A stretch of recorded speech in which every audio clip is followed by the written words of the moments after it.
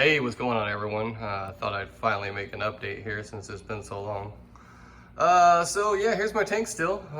No corals in it yet. Not much has changed. I added a couple more fish. My plan for the tank was to add all the fish first and then add the coral after all the bio load was already in there. But I was having a lot of trouble quarantining these anthias. I think the last video I showed you guys, I had some anthias in quarantine.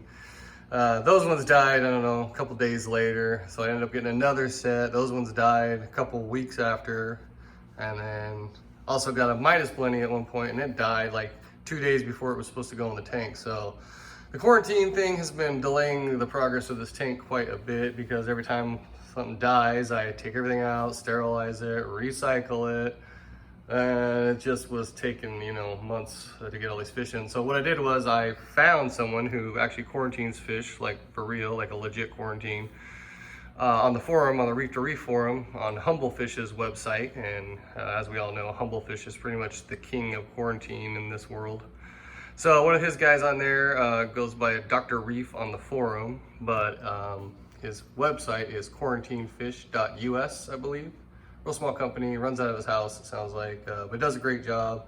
I ordered a trio of resplendent anthias, but one died in his quarantine, and I got two, but one just really was so shocked and scared when it got here, it just would really never eat, and eventually got really skinny. And then one day I came home and found him being eaten by the starfish.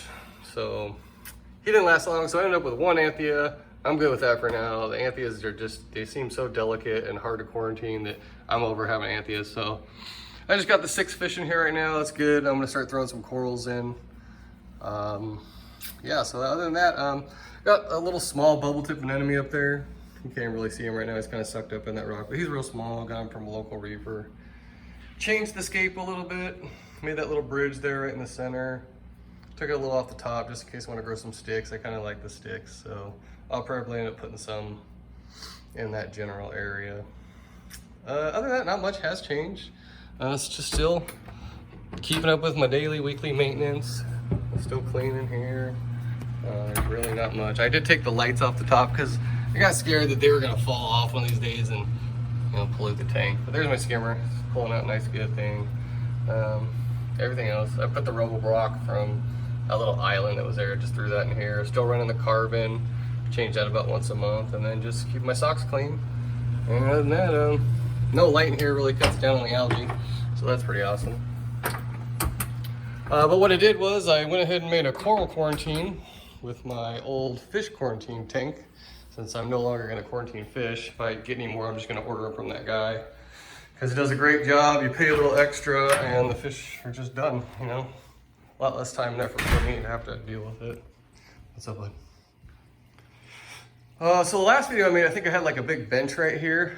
So I went ahead and just got the shells from Lowe's, just simple gladiator shells. They hold the weight of the tank, so that's all I need. It keeps all my fish stuff here out of the way. And this is my little coral quarantine now. So same tank, pretty much same exact setup, little hang on the back filter, little power head. Cycled it using just some regular ammonia. It took like a month. Threw a couple things of live rock in there that I had left over. But these are the first 4 corals, as you can see. One's that nice, beautiful golden torch there I couldn't pass up on. And I got this little bird's nest, the little flower pots back there, and then a little toadstool leather, but it's all sucked up today. It looks like it's shedding or something. Not really sure what's going on, but seems to be normal from what I've read.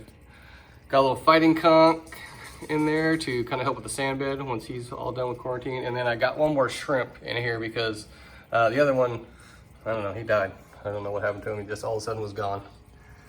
So that's pretty much where I'm at right now. These guys are gonna sit out here for, I'm thinking the 76 days. I've done too much to keep the fish healthy that I don't want them to come. I know it's a really low chance of getting like an ick or a velvet or something, but at this point, I'm not really rushing, so these are gonna be sitting out here for a while. I'll probably throw in a couple more and then add them all to the tank slowly. So, So that's it. If you guys got any questions. Oh, I did get this cool little night crew light on Amazon. It's got a timer and everything. Here's a little timer. But 50 bucks on Amazon. I thought it was the deal of the century, and it's actually really well made. So if you guys are looking for a light for a quarantine, I would highly recommend that one. Anyways, you guys got any questions? Let me know.